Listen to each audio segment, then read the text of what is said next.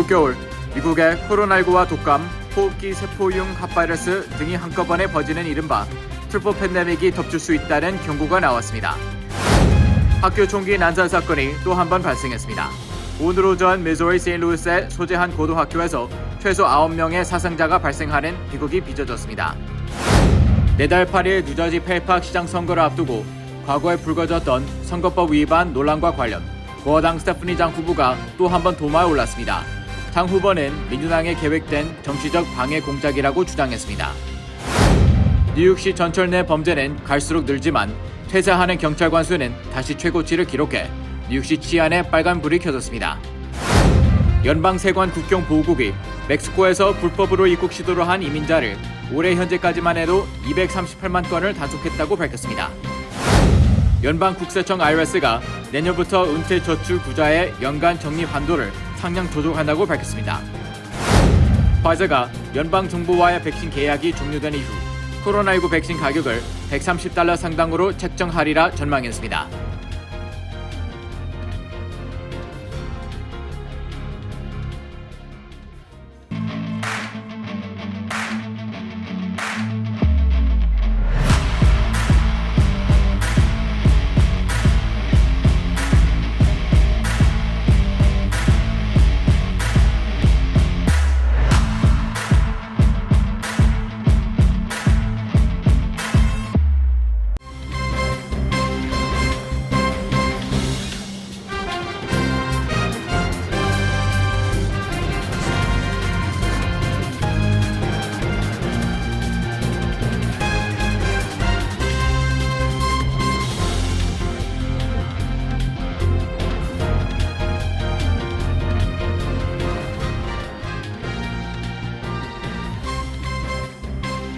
여러분 안녕하십니까?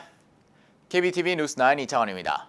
날씨가 추워지고 방역수칙이 완화되며 코로나 재확산과 독감 확산의 우려가 커지고 있는 가운데 호흡기 세포 융합 바이러스 RSV 유행까지 합세해 트리플 팬데믹에 대한 우려가 나오고 있습니다.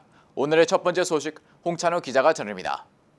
올 겨울 미국의 코로나19와 독감, 호흡기 세포 융합 바이러스 RSV 등이 한꺼번에 퍼지는 트리플 데믹이 덮칠 수 있다고 뉴욕타임스가 현지 시간 23일 보도했습니다. 사회적 거리두기와 마스크 착용 등 방역수칙이 완화되면서 독감이 심상치 않은 속도로 퍼지고 있을 뿐 아니라 새로운 코로나 변이도 계속해서 등장하고 있기 때문입니다.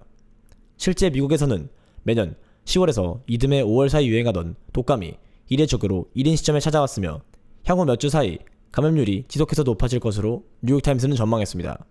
미국 질병통제예방센터 CDC는 지난 8일 독감 감염률은 아직 3% 수준이지만 일부 남동부 지역에서는 10%를 넘겼다며 텍사스 주에서는 일주일 전보다 1.6%포인트 오른 5.3%를 기록했습니다.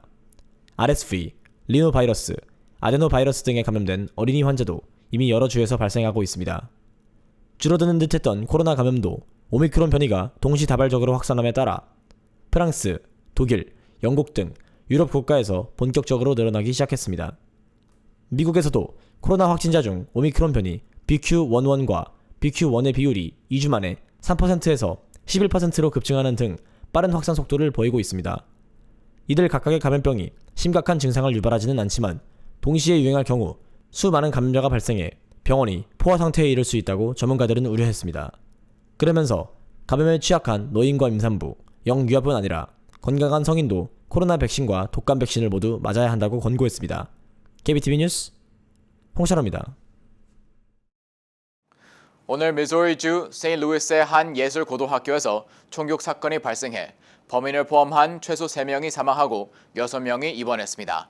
김은지 기자가 보도합니다. 세인트루이스 경찰은 오늘 가진 기자회견에서 여성 1명과 소녀 1명이 이번 사건으로 숨졌고 총격범도 사망했다고 발표했습니다. 이번 사건은 오늘 오전 9시 직후 세인트루이스의 센트럴 비주얼 앤드 퍼포밍 아츠 하이스쿨에서 벌어졌습니다. 이 학교의 수학교사인 데이비드 윌리엄스는 학교 교장이 오전 9시경 확성기를 통해 학교 총격범을 나타내는 코드 문구를 말했고 곧이어 한 남자가 욕설이 섞인 말로 당신들은 모두 죽을 것이라고 말하는 것을 들었다고 전했습니다. 웃음이 가득했던 수업 시간, 사이렌 소리가 학교를 뒤덮었고 이어 총성이 울리기 시작했습니다. 학생들은 총성이 울리자 교실 문에 바리케이트를 치고 부모님에게 사랑한다는 문자를 보낸 후 창문을 통해 탈출하기도 했습니다. 학생과 교직원 등 수백 명이 학교 건물 밖으로 긴급 대피했고 경찰차 수십 대가 건물을 둘러쌌습니다.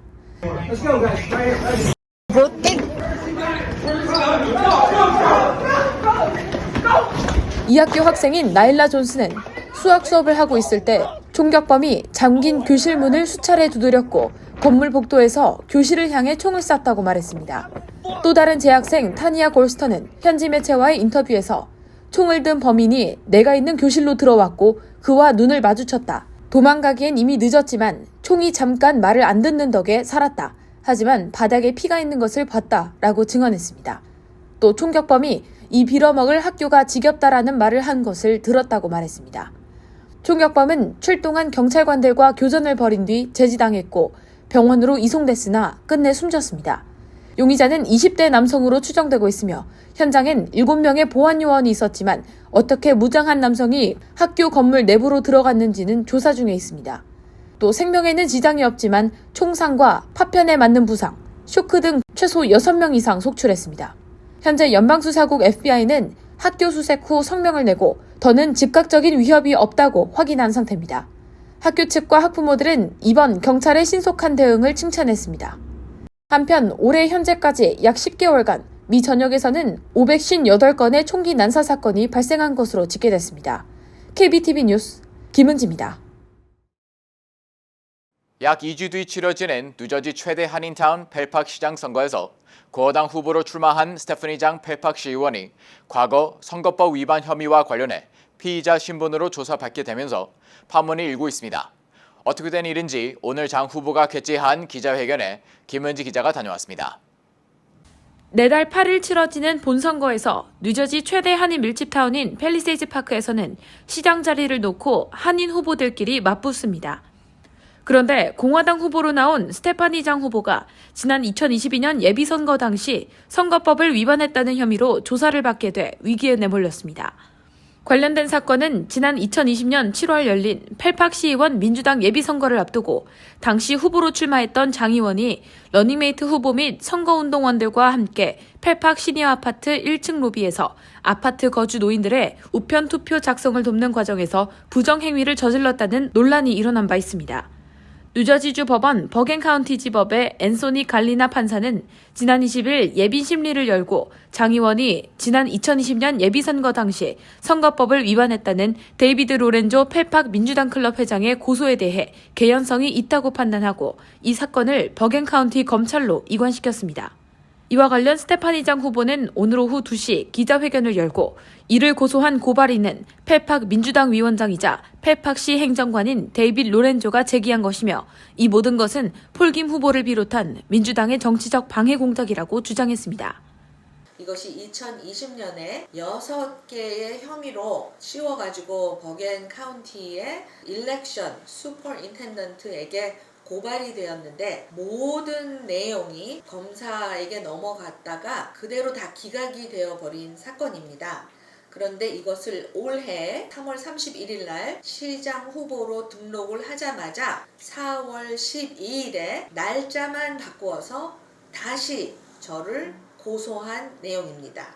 해당 고소는 형사사건으로 전환돼 장 의원에게 소환장이 발부됐고 장 의원은 지난 21일 밤 펠팍 경찰서에 자진 출두 방식으로 입건됐으며 오는 11월 4일 인정신문 출두 조건으로 귀가 조치됐습니다. 검찰은 장 의원의 혐의를 조사해 기소 여부를 결정하게 됩니다. 누가 보더라도 명백한 자신 없는 후보 진영의 불법적인 이런 시도라고 밖에 볼 수 없습니다. 유권자분도 여기에 대해서 현혹되지 마시기를 바라고 하지만 이번에는 2년 전과는 달리 판사 결정으로 형사 절차가 개시된 것으로 이번 재판을 맡은 갈리나 판사에 따르면 2020년 예비선거 당시 후보였던 장 의원이 작성에 도움을 줬다고 서명한 우편 투표용지 최소 5장이 증거로 제출됐다고 밝혔습니다. 본사는 폴김 후보 측의 입장도 들어보기 위해 전화 연결을 시도했지만 연락이 닿지 못했습니다. 장 의원에 대한 선거법 위반 혐의 조사가 개시됐다는 소식이 알려지면서 펠팍 정치권은 크게 술렁이고 있습니다. 특히 한인 후보 간 맞대결로 주목받은 펠팍 시장 선거가 2주 앞으로 다가온 시점에서 선거의 향방이 한인 사회 초미의 관심사로 떠오를 것으로 보입니다. KBTV 뉴스 김은지입니다. 전철 등 대중교통을 비롯해 뉴욕 시내 범죄는 갈수록 늘어가는데 퇴사하는 경찰관 수는 다시 최고치를 기록했습니다. 올해에만 4,000명을 넘어설 것으로 예상됩니다. 보도에 박진호 기자입니다. 뉴욕 포스트는 22일 올해 퇴사하는 NYPD 경찰관이 4,000명을 넘어설 것으로 보도했습니다. 이에 따르면 경찰연금을 신청한 올해 퇴사한 NYPD 소속 경찰관의 수는 9월 말까지 4,054명입니다. 또 같은 수준으로 퇴사가 이어질 경우 올 한 해 퇴사하는 인력은 4,072명에 이를 것으로 예측됩니다. 이는 지난 2001년 9.11 테러로 수십 명의 경찰관이 희생된 후 3,846명의 경찰관이 퇴사했던 2002년의 기록보다도 훨씬 많은 수치입니다. 또 지난해 한 해 동안 퇴사한 2,811명을 이미 넘어섰고 지난해 같은 시기까지 퇴사한 인원에 비하면 41.7%나 많습니다. 이 같은 퇴사 물결에 대해 경찰 노조 측은 매달 퇴사 인원이 증가하고 있고 현재 인력 비상사태 수준이라면서 뉴욕시 당국에 저임금과 무리한 근무 일정 등을 해결할 것을 촉구했습니다. 문제는 이 같은 퇴사 물결이 일하는 경찰관들의 근무 환경을 더 어렵게 해 퇴사를 초래하는 식의 악순환을 낳을 수 있다는 점입니다. NYPD 제복 경찰관 수는 지난 2000년 4만 명 선으로 최고 수준을 기록한 이래 계속 감소해 최근에는 3만 4천 명 내외인 것으로 알려졌습니다. 이같이 경찰 인력이 부족한 데다가 신규 경찰관 채용이 지연됨에 따라 NYPD는 초과 근무로 인력 부족을 메우고 있는 현실입니다. 초과 근무 수당은 올 7월 시작된 새 회계연도 동안에 약 6억 달러에 이를 것으로 보이는데 이는 독립예산국에 책정된 3억 7,200만 달러에서 61.3%나 초과하는 것입니다. 이 같은 경찰관 퇴사는 급증하는 범죄 문제, 보석금 개혁 등 범죄 대처 문제, 경찰에 대한 대중의 적대감, 코로나19 백신 접종 의무화 등 다양한 이유에서 기인합니다. 하지만 다른 시정부 기관 대비 기본급여 수준이 낮은 박봉 또한 큰 원인입니다. 실제로 NYPD를 퇴사한 많은 전직 경찰관들이 경력을 활용해 급여가 높은 롱아일랜드 등 타지역 경찰이나 뉴욕 뉴저지 항만청 등으로 이직하는 것으로 알려졌습니다. KBTV 뉴스 박진호입니다. 연방세관 국경보호국이 2022 회계연도에 멕시코에서의 불법 입국 시도를 238만 건 단속했다고 밝혔습니다. 이는 도널드 트럼프 전 대통령의 재임 기간에 최대치의 2배 이상 달하는 수치인데요. 자세한 소식 홍찬우 기자가 전합니다. 멕시코를 통해 미국으로 불법 입국을 시도한 중남미 이주민 행렬이 역대 최대치를 기록했습니다. AP통신 보도에 따르면 연방 세관 국경보호국 12P는 2022 회계연도에 미국과 멕시코 국경에서 불법 입국 238만 건을 단속했습니다. 이는 이전 회계연도에 173만 건보다 37% 증가한 수치이고 전임 도널드 트럼프 대통령 재임 기간 최대치의 2배 이상입니다. 이들 상당수는 연방 세관 국경보호국에 의해 멕시코로 추방된 뒤 다시 미국에 입국을 시도하다 걸렸습니다. 연방 세관 국경보호국은 지난달에만 22만 7,547건을 단속했는데 이 가운데 베네수엘라, 쿠바, 니카라과 3개의 국가에서 온 이주민이 7만 8천 건에 달했습니다. 베네수엘라에서는 극심한 경제 침체로 700만 명이 조국을 등졌으며 쿠바와 니카라과에서도 경제적 어려움과 억압적인 정권을 피해 수만 명이 떠나고 있습니다. 현재 미 정가는 다음 달 중간 선거를 앞두고 이 주민 문제가 첨예한 현안으로 부상했으며 멕시코와 국경을 맞댄 텍사스와 애리조나 등의 공화당 지지자들이 조 바이든 행정부의 이민 정책에 항의하는 차원에서 이주민들을 뉴욕과 워싱턴 DC 등 북부 도시로 이송해 논란이 되고 있습니다. KBTV 뉴스 홍찬호입니다. 연방국세청 IRS가 2023년 1월부터 은퇴저축 연간 적립 한도를 상향 조정한다고 발표했습니다. 급격한 물가 상승률을 감안한 조치로 풀이됩니다. 자세한 소식 김문지 기자가 전합니다. 지난 21일 연방국세청 IRS의 발표 내용에 따르면 내년부터 직장 은퇴저축인 401의 연간 적립 한도는 2,000달러 오른 22,500달러까지 상향 조정되고 개인 은퇴저축인 IRA는 500달러 오른 1인당 6,500달러가 됩니다. 401K가 내년에 2,000달러를 올린다는 것은 9.8%가 늘어나는 것으로 이는 해당 프로그램 시행 이후 연간 기준으로 가장 많이 오르는 것입니다. 현재 미국에서는 직장에 다니는 근로자 6천만 명이 고용주들과의 공동불입으로 401K를 적립하고 있는데 2022년 현재 총 7조 3천억 달러 정도의 은퇴 자금을 적립하고 있습니다. 또 개인 은퇴저축 IRA의 연간 적립 한도도 늘어납니다. IRA의 연간 적립 한도는 1인당 현재 6,000달러에서 내년에는 6,500달러로 오르고 특히 50세 이상 연령층의 적립 한도는 기존의 7,000달러에서 7,500달러로 상향됩니다. 현재 IRA는 직장에 다니지 않는 미국인 5천만 명 이상이 1인당 평균 15만 7천 달러를 적립하고 있는 것으로 나타났습니다. 한편 전문가들은 최근 물가가 40년 만에 최고치인 8%대로 치솟자 납세자들의 과세 기준액을 올린 데 이어 은퇴 저축들의 적립 한도를 상향 조정한 것으로 분석하고 있습니다. KBTV 뉴스 김은지입니다. 제약업체인 화이자가 연방정부와의 팬데믹 백신 계약이 종료되는 내년부터 코로나19 백신 가격을 $130 상당으로 책정할 것이라고 밝혔습니다. 홍찬우 기자가 전합니다. 미 제약업체 화이자가 내년 연방정부와 계약이 끝나면 코로나19 백신 가격을 $130 상당으로 책정할 것으로 보인다고 로이터 통신이 보도했습니다. 20일 로이터 통신과 의회 전문 매체 더 힐 등에 따르면 화이자는 현재 보험업체들과 가격을 논의하는 중이라고 밝혔습니다. 화이자는 조 바이든 행정부와 지난 6월 코로나19 백신 1억 500만 회분을 32억 달러에 제공하는 계약을 맺었습니다. 대략 1회 접종 분당 $30 수준입니다. 바이든 행정부는 연말까지 화이자와 계약을 유지할 것으로 보입니다.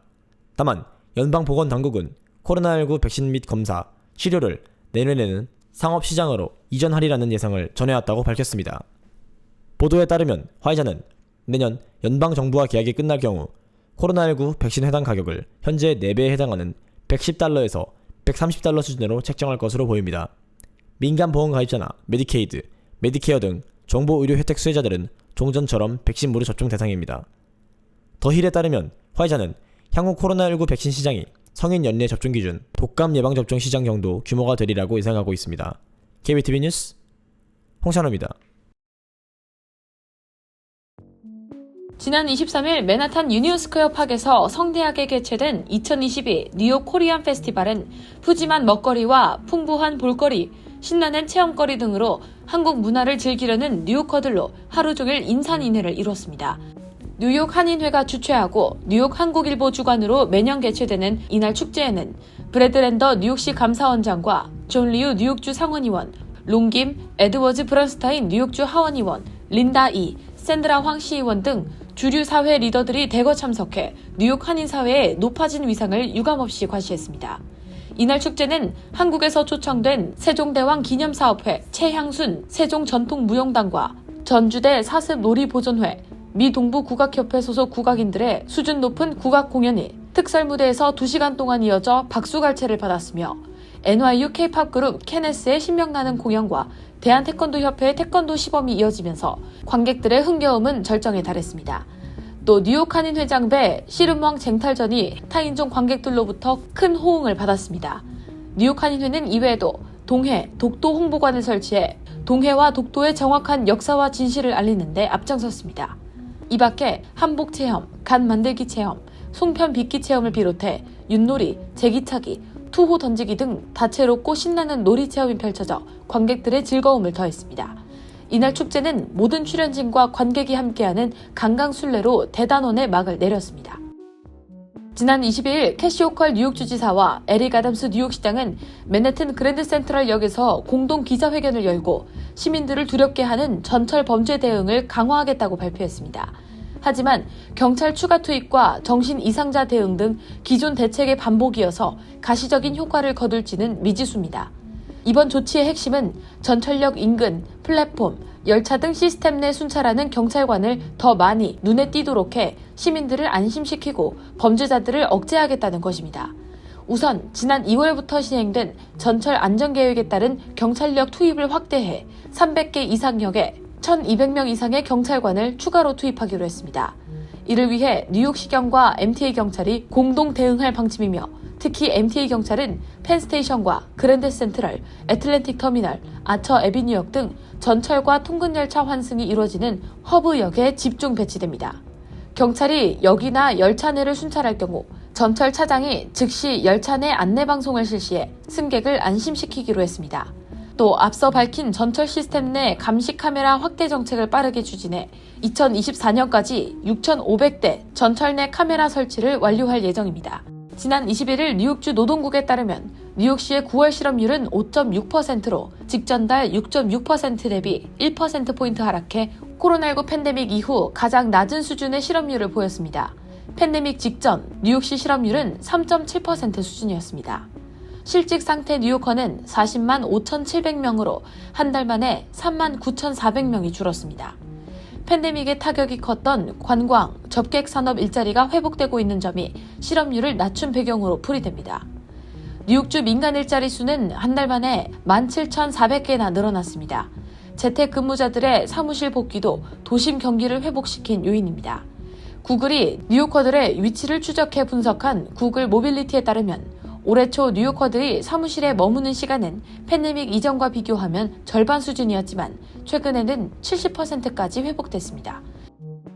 국립기상청의 기후예상센터는 지난 20일 발표한 전국 겨울 날씨 전망 보고서에서 뉴욕 일원이 올해 12월부터 내년 2월까지 이어지는 겨울 동안 평년보다 더 따뜻한 기온을 기록할 확률이 33에서 40%가량으로 비교적 높다고 전망했습니다. 기상청에 따르면 뉴욕시의 역대 12월 평균 최고 기온은 화씨 44도로 평균 최저 기온은 화씨 34도로 나타났습니다. 또 1월 평균 최고 기온은 화씨 40도, 최저 기온은 28도, 2월의 평균 최고 기온은 화씨 42도, 최저 기온 30도를 기록 중입니다. 뉴욕 일원 강수량과 적설량은 평년과 비슷한 수준에 머물 것으로 보입니다. 기상청에 따르면 뉴욕시는 12월 평균 4.4인치, 1월 평균 3.6인치, 2월 평균 3.2인치의 강수량과 적설량을 기록하고 있습니다. 전국적으로는 대부분 지역이 예년보다 온난한 기온을 보일 것으로 예측된 가운데 남부 지역은 동서부 구분 없이 건조한 날씨가 이어질 것으로 예보됐습니다. 잠시 후 커뮤니티 브리핑을 전해드립니다.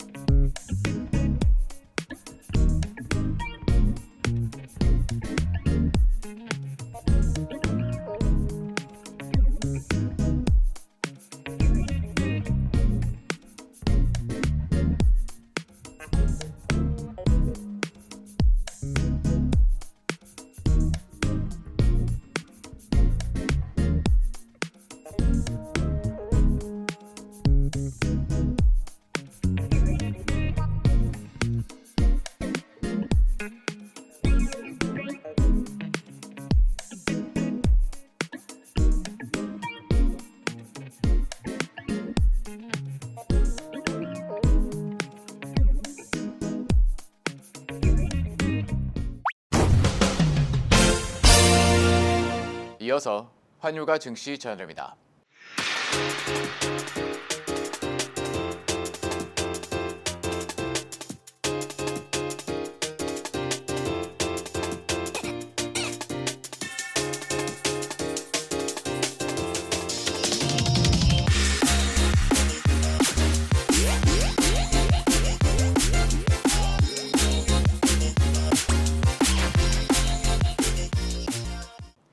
잠시 후 뉴욕과 뉴저지 날씨 전해드립니다.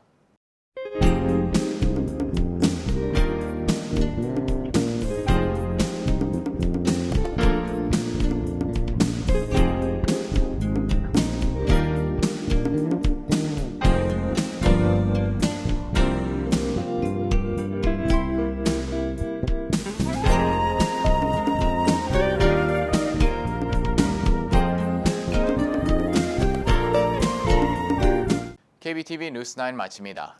오늘도 시청해주셔서 감사합니다. 편안한 밤 보내시 바랍니다.